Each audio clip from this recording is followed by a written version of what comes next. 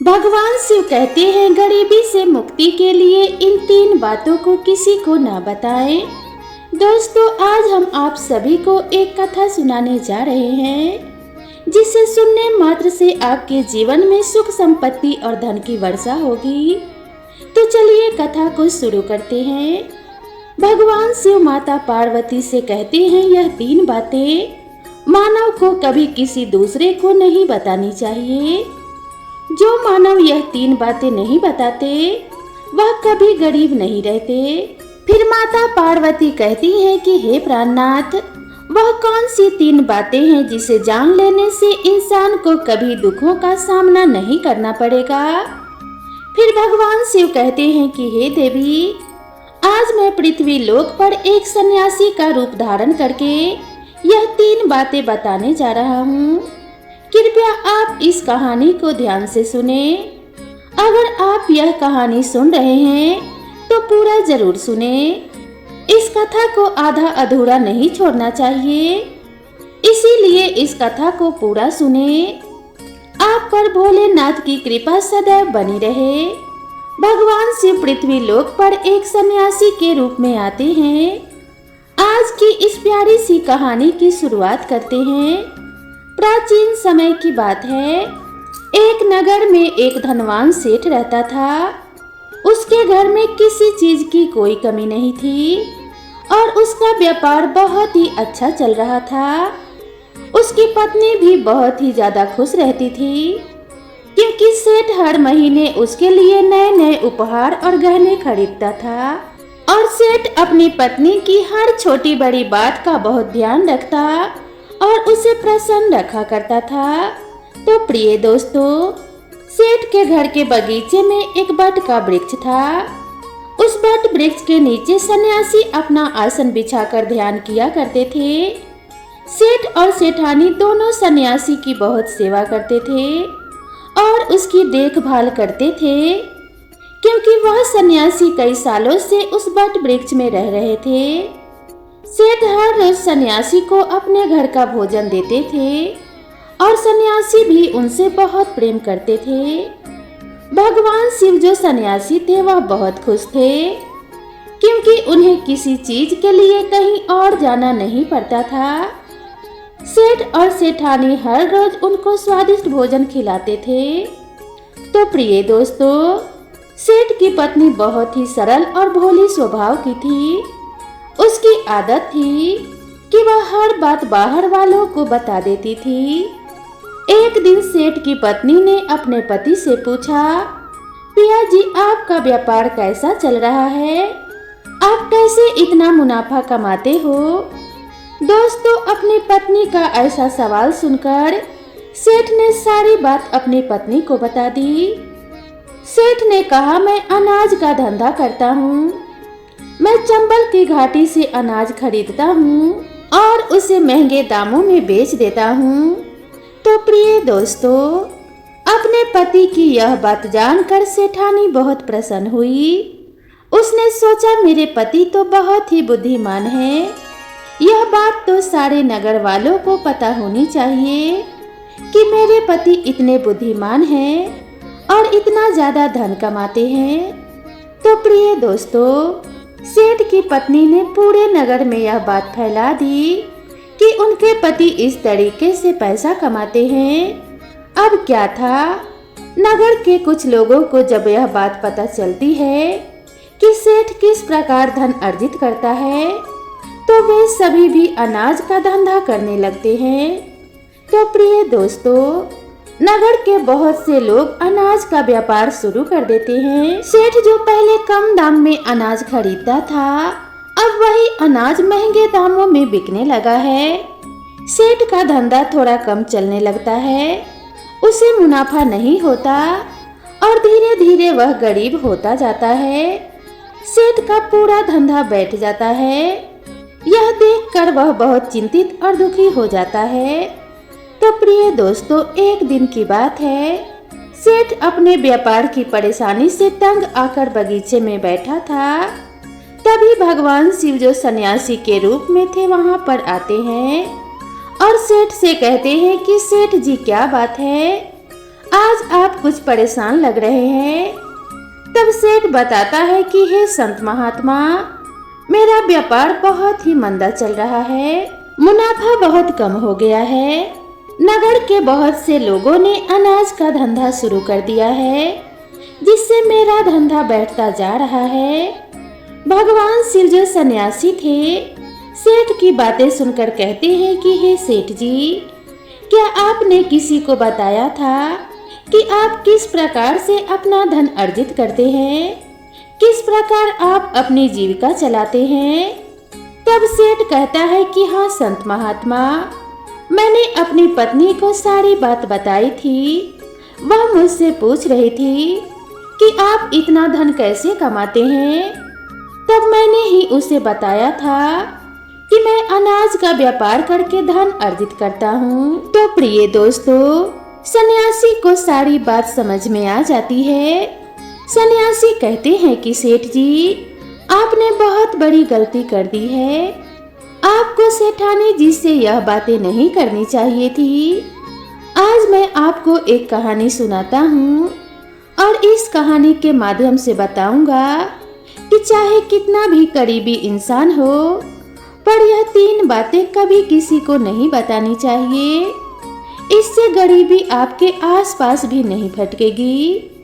तो प्रिय दोस्तों, अब सन्यासी जो भगवान शिव थे, वह अपनी कहानी प्रारंभ करते हैं। सन्यासी कहते हैं, सेठ जी, एक समय की बात है, एक नगर में एक गरीब आदमी रहता था।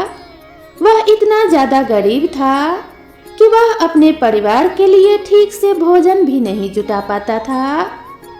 फिर सन्यासी कहते हैं, सेठ जी, गरीबी मनुष्य के लिए एक अपमान भरा दुख होता है। बिना धन के घर चलाना बहुत ही मुश्किल था। फिर सन्यासी आगे कहते हैं, सेठ जी, वह गरीब आदमी जैसे तैसे अपने घर वालों का पेट पाल रहा था। कभी उनको भोजन मिल जाता तो कभी भूखे पेट ही सोना पड़ता था। एक दिन उस गरीब आदमी की पत्नी ने कहा, हमारे पास धन तो नहीं है, सुबह को खा ले तो शाम की उम्मीद नहीं है, और शाम को खा ले तो सुबह की उम्मीद नहीं है। फिर ऐसे कैसे घर चलेगा? मैं किसी तरीके से घर चला लूंगी, लेकिन आप धन कमाने के लिए परदेश चले जाइए। इस प्रकार से हमारे परिवार का गुजारा नहीं चल सकेगा। मनुष्य के पास चाहे कितना ही धन हो, लेकिन अगर उसके पास कोई काम नहीं है तो वह बेकार हो जाता है। अगर हम कुछ नहीं करेंगे तो अपने बच्चों को कैसे पालेंगे? इससे अच्छा है कि किसी की छोटी मोटी मजदूरी ही कर ली जाए। अब पत्नी के बार बार कहने पर वह गरीब आदमी धन कमाने की आस लेकर घर से निकल पड़ा। वह जंगलों के रास्ते से परदेश के लिए रवाना हुआ। चलते चलते वह जंगल में पहुंच गया। दूर की यात्रा तय करके जा रहा था, इसीलिए बेचारा थक चुका था। तो उसने देखा कि आगे एक छायादार बरगद का पेड़ है। उस पेड़ की लंबी लंबी शाखाएं थी, उसकी जड़ें जमीन को छू रही थी। शीतल छाया देखकर वह बेचारा गरीब आदमी उस पेड़ के नीचे बैठकर आराम करने लगा। तो प्रिय दोस्तों, सन्यासी आगे कहते हैं, वह गरीब आदमी बरगद के पेड़ के नीचे आराम से लेटा हुआ था। तभी उसने देखा कि कहीं से एक सांप आया और वह सांप इस पेड़ पर चढ़ गया। गरीब आदमी उस सांप को गौर से देख रहा था। सोचने लगा कि यह सांप इस बरगद पर क्यों चढ़ रहा है और अब यह क्या करेगा। तभी उसने देखा कि उस पेड़ की डाल पर एक तोता और मैना का घोंसला था। घोंसले में तोता और मैना के बच्चे रखे हुए थे। सांप को देखकर तोता और मैना के बच्चे डर के मारे चिल्लाने लगे। वह गरीब आदमी देखते ही समझ गया कि यह दुष्ट सांप इन बच्चों को खाने आया है। सोचने लगा कि मैंने तो इन बच्चों को देख लिया है, अगर अब मैं इन्हें नहीं बचाता हूँ तो मुझे बहुत ही बड़ा पाप लगेगा। बच्चे तो बच्चे ही होते हैं, चाहे वह इंसान के हो या किसी पशु पक्षी के। बच्चों की हमेशा रक्षा करनी चाहिए। उधर एक सर्प बच्चों के पास पहुंच जाता है। तभी वह गरीब आदमी उठता है और फटाफट बरगद के पेड़ पर चढ़ जाता है। उसने उस सांप को मार गिराया और नीचे फेंक दिया। फिर उसी बरगद के नीचे आकर लेट गया। तोता और मैना के बच्चे अपनी रक्षा करने वाले उस गरीब आदमी को मन ही मन ढेर सारी दुआएं देने लगे। दोस्तों, इस समय तोता और मैना अपने बच्चों के पास में आते हैं। अपने माता पिता को पास आया देख तोता और मैना के बच्चे बहुत खुश होते हैं और उन्हें पूरी घटना बताते हैं कि आज इस वृक्ष के नीचे जो इंसान लेटा है वह हमारे लिए देवदूत बनकर आया है। हमें खाने के लिए एक भयंकर सर्प आया था। इसी इंसान ने उस भयानक सांप को मारकर हमारे प्राणों की रक्षा की है। हम इसके ऋणी हो गए हैं। अगर यह इंसान उस सर्प को नहीं मारता तो आज हम इस घोंसले में जीवित नहीं होते। इसका हम पर बड़ा एहसान हो गया है। अपने बच्चों के मुख से उस मुसाफिर की प्रशंसा सुनकर तोता और मैना बहुत खुश होते हैं। तोता और मैना उस गरीब आदमी के पास पहुंच जाते हैं और कहते हैं कि हे मनुष्य, तुमने आज हमारे बच्चों की जान बचाकर हमें अपना ऋणी बना लिया है। तुम कौन हो और कहाँ जा रहे हो? तोता और मैना के पूछने पर वह गरीब आदमी कहता है कि हे पक्षियों, मैं एक गरीब आदमी हूँ और धन कमाने के लिए परदेश जा रहा था। सफर का थका हारा था तो इस बरगद की छाया में बैठकर आराम करने लगा। तब मैंने देखा कि एक दुष्ट सर्प तुम्हारे बच्चों को खाने के लिए तुम्हारे घोंसले के पास जा रहा था। मैंने उसे मार डाला। फिर तोता और मैना बोले, भाई, तुमने हम पर बहुत बड़ा उपकार किया है। संसार में सबसे बड़ी खुशी बच्चों से ही होती है। बच्चों से अधिक प्रिय तो किसी को कोई भी नहीं होता। आप भी धन कमाने तो अपने बच्चों के लिए ही जा रहे हैं। अब आपने हमारे बच्चों की जान बचाई है तो हम आपके बच्चों की भूख मिटाना चाहते हैं। तब उन्होंने बताया, हम दोनों तोता और मैना पक्षी हैं। हम हमेशा कीमती मोती रखते हैं और हमने सुना है कि यह मोती मनुष्यों के लिए बहुत मूल्यवान होते हैं। हम तुम्हें कुछ मोती देते हैं। तुम उन्हें बेचकर बाजार से कुछ खाने पीने का सामान ले आओ और आज से तुम यहीं रहकर हमारे बच्चों की देखभाल करते रहना। हम तुम्हें इसी तरह से रोज यह कीमती मोती लाकर देते रहेंगे। तोता और मैना की बात सुनकर वह गरीब आदमी खुश हो गया और सोचने लगा कि अगर हमें यही धन मिलेगा तो हम बाहर क्यों जाएंगे। दोस्तों, वह आगे कहता है कि सेठ जी, वह गरीब आदमी तोता से कुछ मोती लेकर बाजार गया और अपने खाने पीने का सामान खरीद लाया। उस वृक्ष के नीचे उसने एक झोपड़ी बना ली और वहीं पर रहने लगा और तोता मैना के बच्चों की देखभाल करने लगा। अब तो तोता और मैना निश्चिंत हो गए। उन्हें उनके बच्चों की रक्षा करने वाला मिल गया था। अब वह निश्चिंत होकर भोजन के लिए सुबह अपने घोंसले से उड़ जाते थे और शाम को लौटकर आते थे। अपने बच्चों को घोंसले में सुरक्षित देखकर वह बहुत खुश होते थे और उस गरीब आदमी का धन्यवाद करते थे और उसे कुछ मोती लाकर दे देते थे। इस तरह से धीरे धीरे तोता और मैना की नौकरी करते हुए उस गरीब आदमी को 2 महीने बीत गए थे। इधर तोता और मैना के बच्चे भी बड़े हो गए। अब उस गरीब आदमी को अपनी पत्नी और बच्चों की याद आने लगी। एक दिन उसने तोता और मैना से कहा कि हम अपने घर जाना चाहते हैं। पता नहीं हमारी पत्नी और बच्चे किस हाल में होंगे। तब तोता और मैना बोले कि हे भाई, अब तुम निश्चिंत होकर अपने घर जाओ और अपने बच्चों के साथ रहो। हमारे बच्चे भी अब उड़ने के काबिल हो गए हैं। अब इनको कोई भय नहीं है। तुम अपने पत्नी और बच्चों को देखो। कभी तुम्हें हमसे मिलने का मन हो तो इसी स्थान पर आ जाना।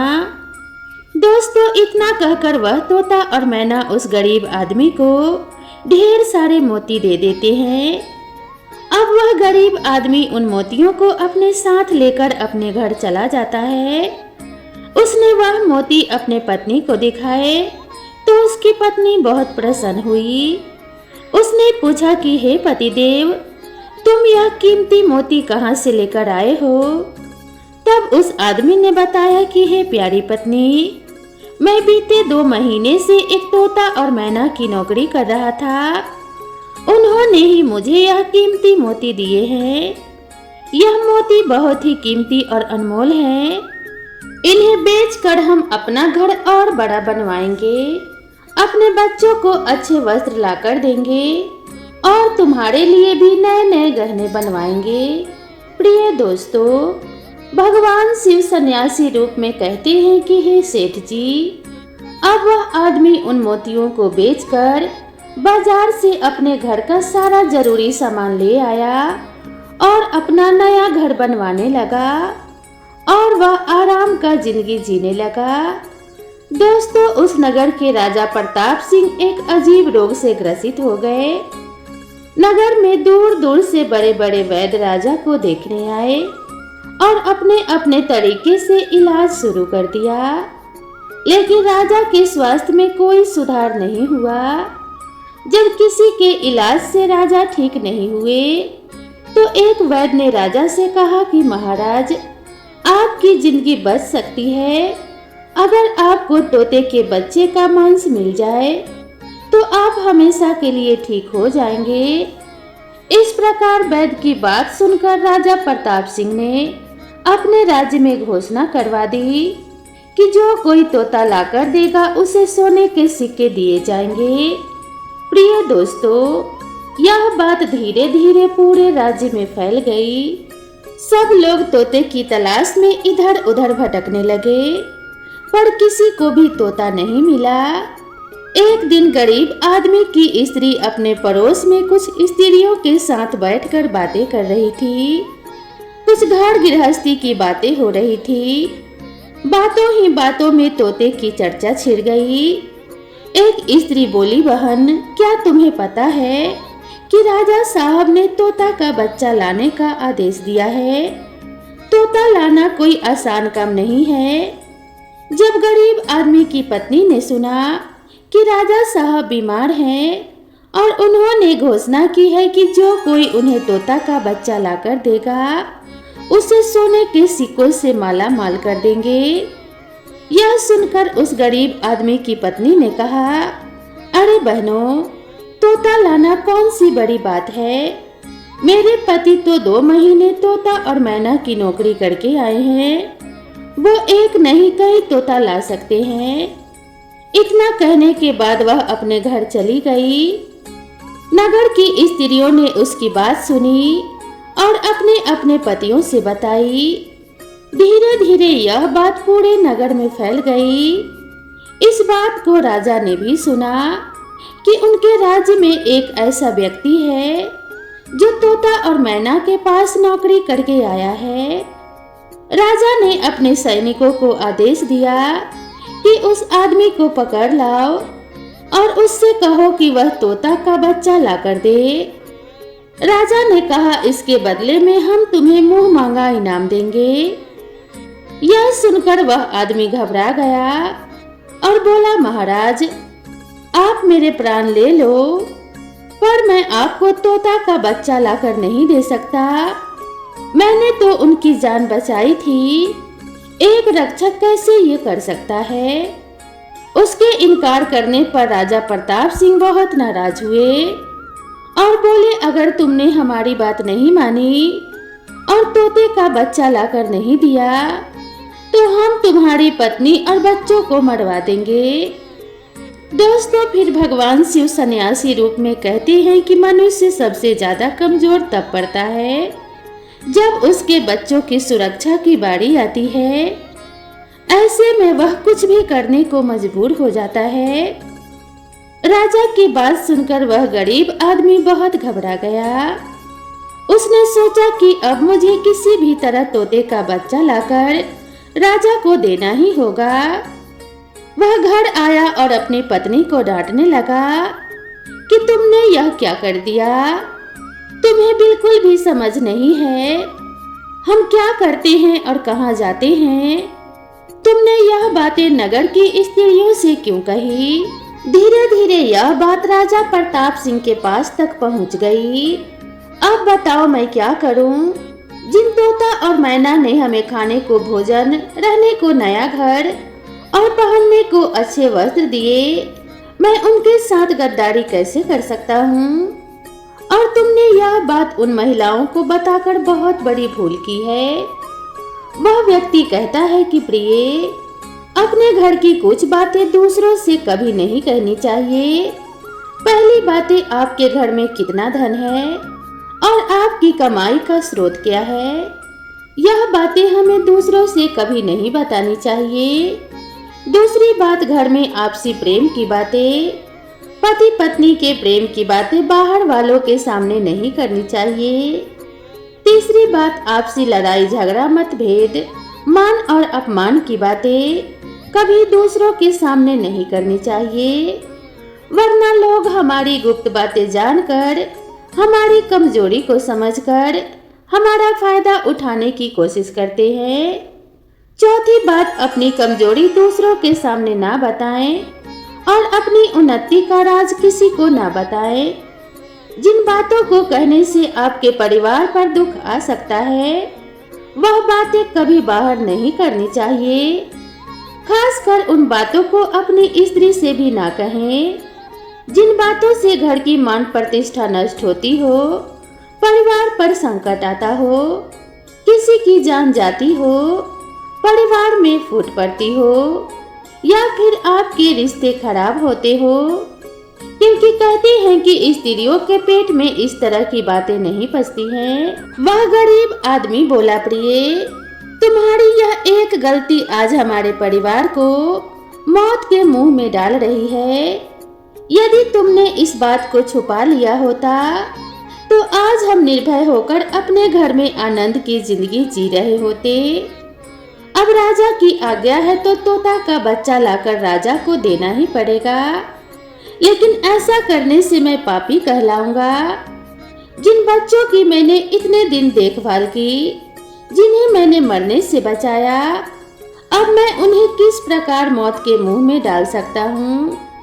पत्नी कहने लगी, पतिदेव, अब जो भी हो, लेकिन हमें अपने और अपने बच्चों की जिंदगी बचाना है तो आपको यह पाप करना ही पड़ेगा।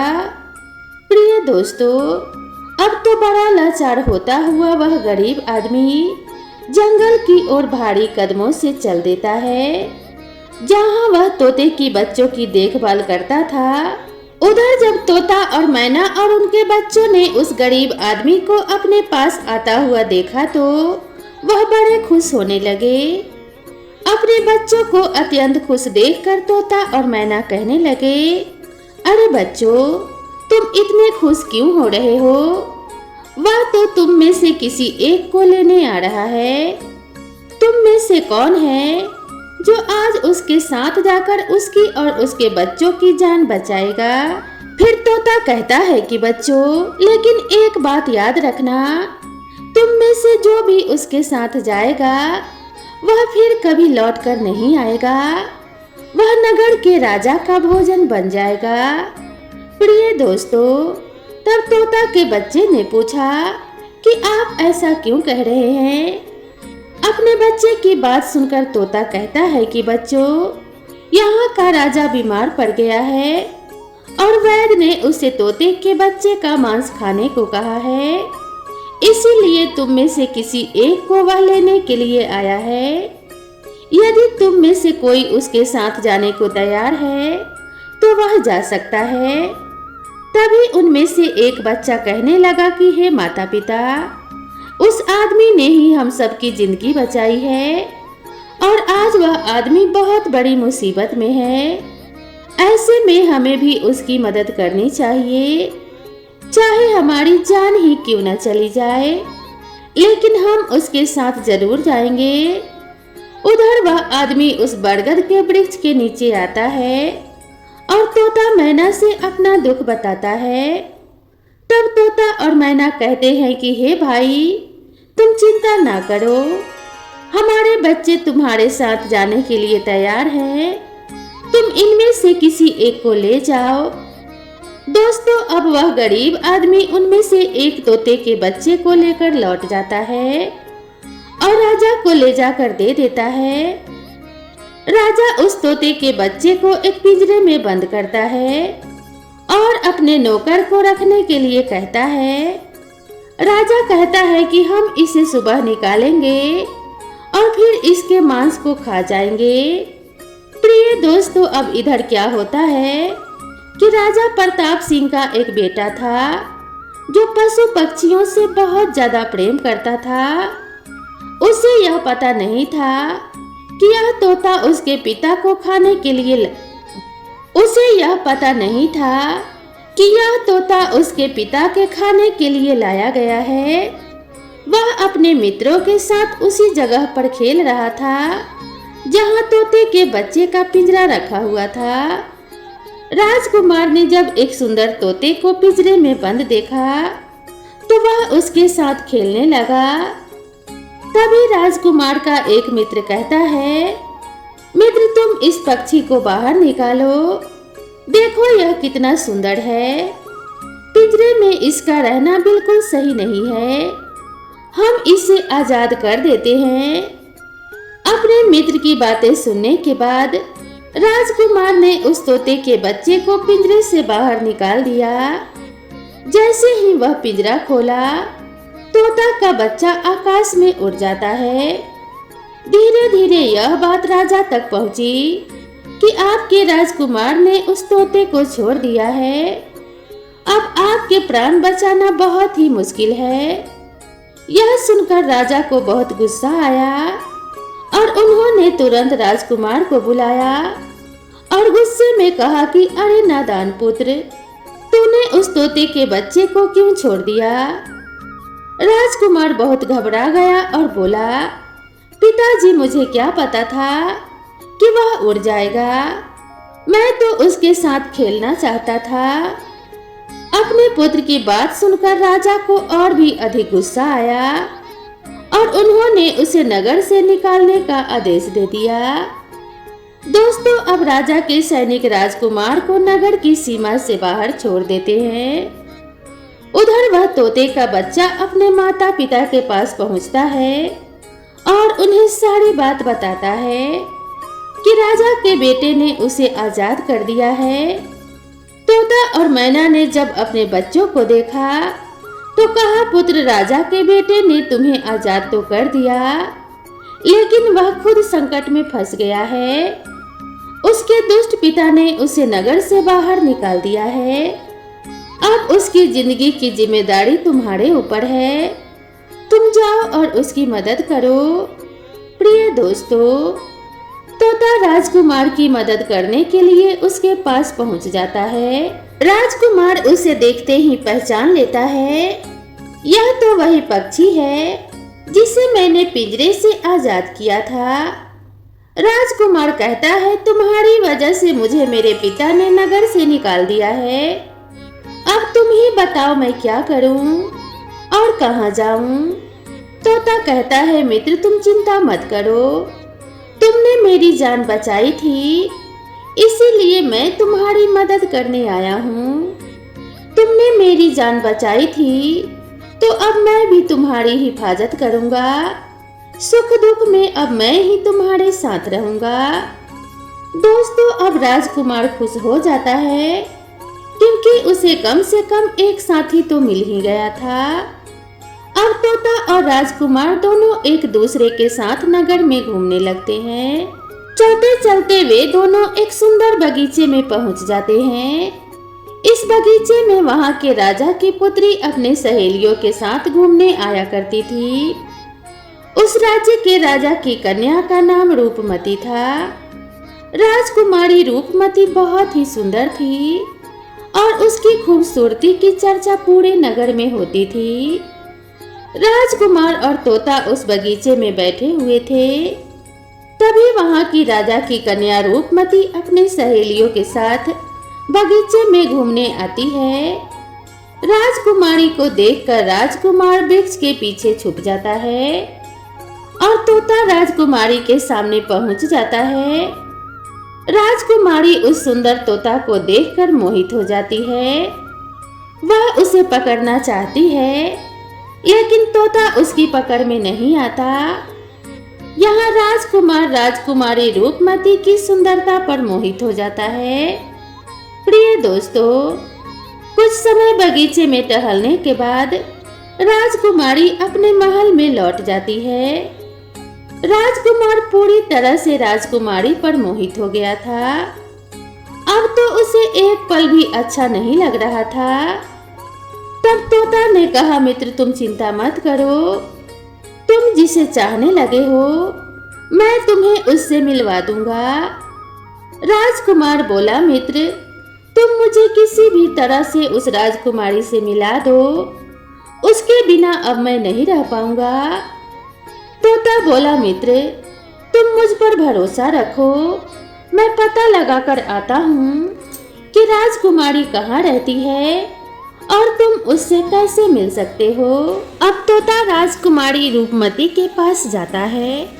राजकुमारी के महल में चारों तरफ सैनिक तैनात थे, लेकिन तोता उड़ता हुआ ऊपर से जाता है और जाकर राजकुमारी के कक्ष के बाहर बैठ जाता है। तोता वहां से सब नजारा देख रहा है और सारी बात आकर राजकुमार को बताता है कि महल में जाकर राजकुमारी से मिलना बहुत मुश्किल है। तोता कहता है, तुम एक काम करो, अपना रुमाल मुझे दे दो, मैं तुम्हारा रुमाल आज राजकुमारी के पास पहुंचा दूंगा और उसकी चुनरी ले आऊंगा। प्रिय दोस्तों, अब रात में तोता राजकुमार का रुमाल लेकर राजकुमारी रूपमती के पास रख आता है और राजकुमारी की चुनरी साथ ले जाता है। सुबह जब राजकुमारी रूपमती जागती है तो देखती है कि उसकी चुनरी गायब है और उसके पास ही एक रुमाल रखा हुआ है। राजकुमारी तुरंत समझ जाती है कि रात में कोई पुरुष उसके कक्ष में आया था। उसने देखा कि उसकी चुनरी गायब है और उसकी जगह किसी पुरुष का रुमाल रखा हुआ है। यह देखकर राजकुमारी बहुत व्याकुल हो जाती है और अपने सभी सिपाहियों को सावधान कर देती है। वह सिपाहियों से पूछती है कि रात में उसके पास कौन आया था, लेकिन किसी के पास कोई जवाब नहीं होता। अब राजकुमारी के कक्ष की सुरक्षा और बढ़ा दी जाती है।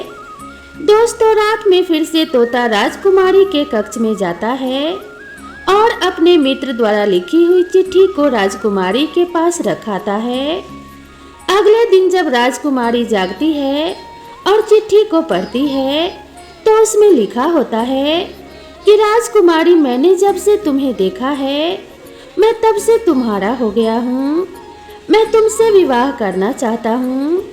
अगर तुम्हें मुझसे मिलना है तो तुम अपने बगीचे में आ जाना, मैं तुम्हें वहाँ मिल जाऊंगा।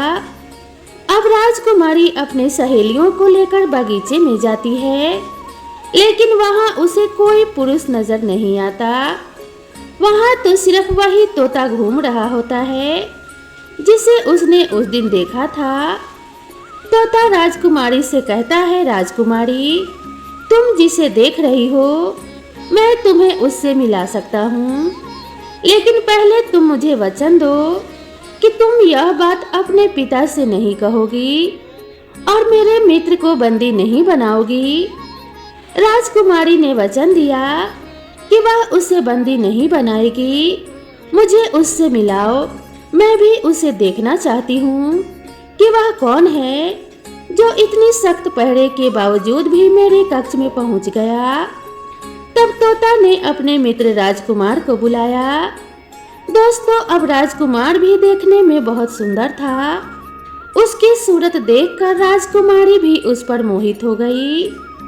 तब राजकुमार आता है और राजकुमारी के पास बैठकर बड़े ध्यान से उसके सुंदर चेहरे को निहारने लगता है। राजकुमारी ने पूछा कि तुम कौन हो और इतने कड़े पहरे के बावजूद भी तुम मेरे कक्ष तक कैसे पहुंच गए? राजकुमार बोला, प्रिय, जब दिल में प्रेम होता है तो कोई भी कार्य असंभव नहीं होता। जब से मैंने तुम्हें देखा है तब से मैं तुम्हें प्रेम करने लगा हूँ और तुमसे विवाह करने की इच्छा रखता हूँ। दोस्तों, जब राजकुमारी ने पूछा कि तुम कौन हो और कहाँ से आए हो, तब राजकुमार ने अपनी पूरी कहानी राजकुमारी को सुनाई। राजकुमार की कहानी सुनने के बाद राजकुमारी के मन में उसके लिए सहानुभूति हो गई। अब तो रोजाना राजकुमारी रूपमती उस राजकुमार से मिलने के लिए अपने उसी बगीचे में आया करती थी।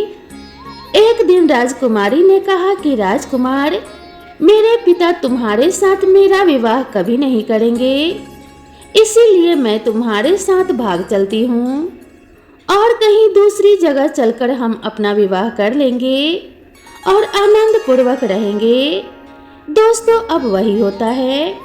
राजकुमारी उस राजकुमार के साथ घोड़े पर सवार होकर भाग जाती है और काफी दूर जाने के बाद में एक झोपड़ी बनाते हैं और विवाह करके दोनों साथ रहने लगते हैं। दोनों को रहते रहते बहुत समय बीत जाता है और वह तोता भी उन्हीं के साथ रहता है।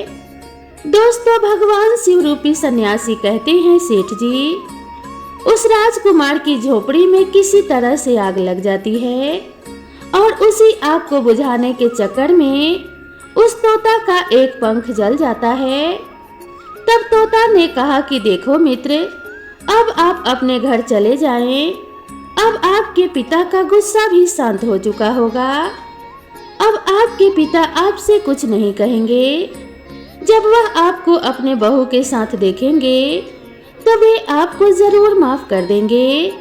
मेरा तो एक पंख जल गया है, मैं उड़ भी नहीं सकता, इसीलिए मैं कुछ दिन तक यहीं रहकर अपने पंख उगने का इंतजार करता हूँ।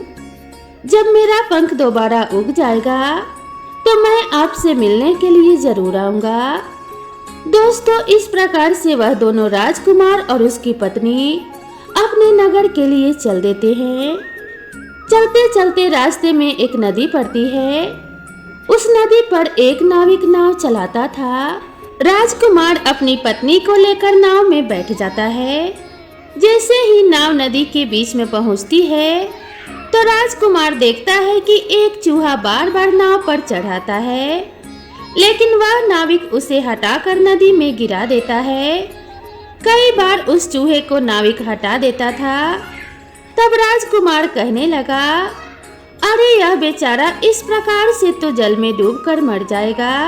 यह अपने प्राणों की रक्षा करने के लिए इस नाव पर चढ़ रहा है, इसे चढ़ जाने दो। जब राजकुमार ने नाविक से कहा कि आप इस चूहे को चढ़ जाने दो, तो राजकुमार के कहने पर उस नाविक ने उस चूहे को अपनी नाव पर चढ़ जाने दिया। जैसे ही चूहा नाव के अंदर गया तो वह अंदर जाकर छुप गया। थोड़ी देर बाद उन्होंने देखा कि नाव के अंदर धीरे धीरे पानी आने लगा।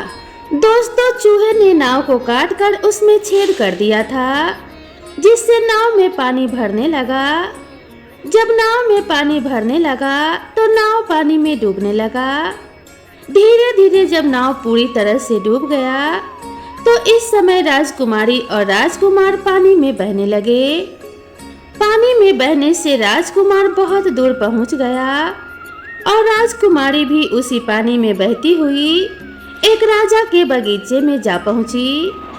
बगीचे में रहने वाला माली जब राजकुमारी को बेहोश अवस्था में नदी के किनारे पड़ा देखता है तो वह जाकर राजा को यह खबर देता है। राजा जब सुंदर लड़की को देखता है तो वह उस पर मोहित हो जाता है और सुंदर राजकुमारी को देखकर उसे अपने महल में ले आता है और राजवैद्य से उसका इलाज करवाता है।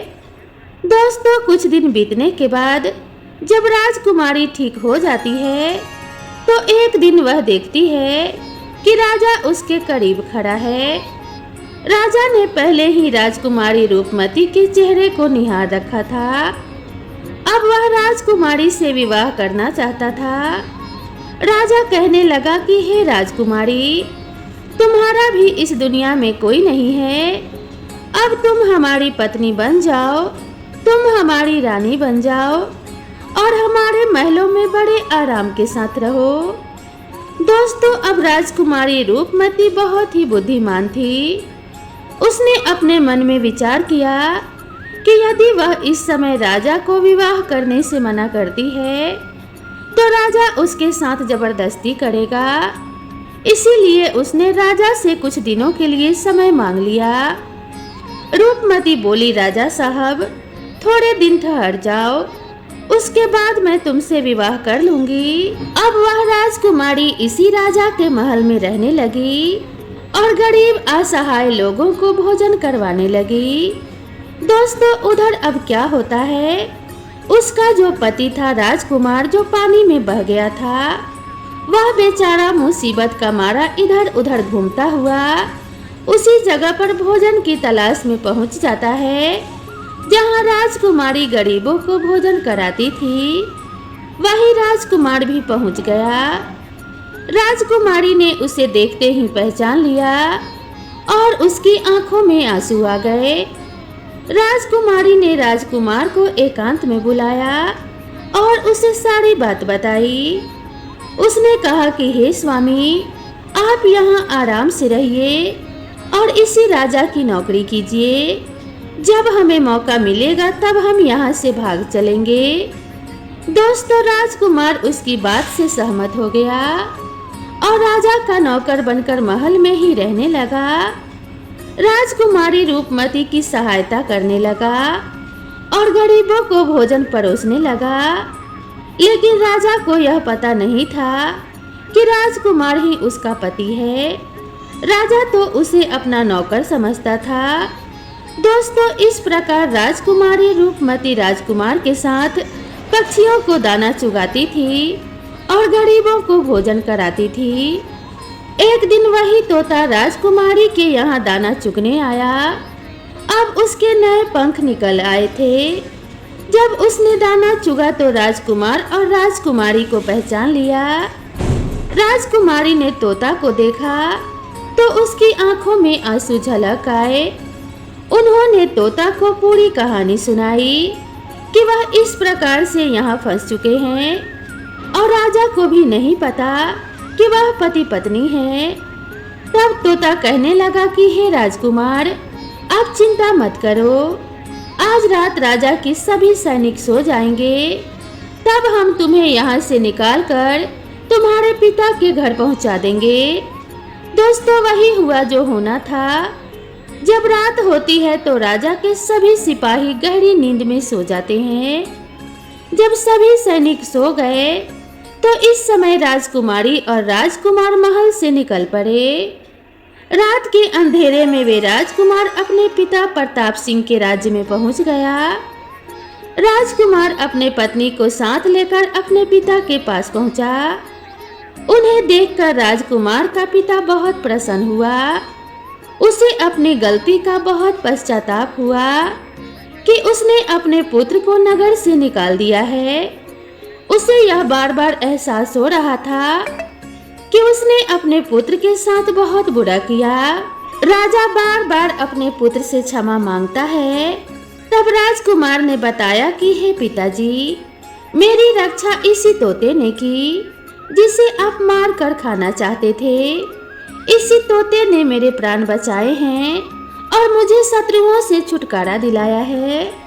राजकुमार के मुख से तोते की बात सुनकर राजा बहुत प्रसन्न हुआ और उसी दिन से राजा ने प्रण किया कि आज से हमारे राज्य में कोई भी पशु पक्षियों को नहीं मारेगा और सभी लोग उनका ध्यान रखेंगे। दोस्तों, इतनी कहानी सन्यासी सेठ जी को सुनाते हैं और बताते हैं कि सेठ जी इस प्रकार कुछ बातें बताने पर जीवन में घोर संकट आ सकता है। इसीलिए यह बातें किसी को भी नहीं बताना चाहिए।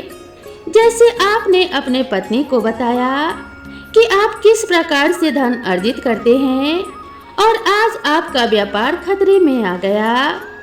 दोस्तों, उसे अपने गलती का एहसास होता है और सेठ अपने गलती को सुधारने का प्रयास करता है। तो दोस्तों, आप सभी को यह कहानी कैसी लगी कृपया कमेंट करके जरूर बताएं। वीडियो पसंद आई हो तो वीडियो को एक लाइक जरूर करें और कमेंट बॉक्स में हर हर महादेव जरूर लिखें। तो दोस्तों, आपने इस कहानी से क्या सीखा कमेंट करके जरूर बताइएगा।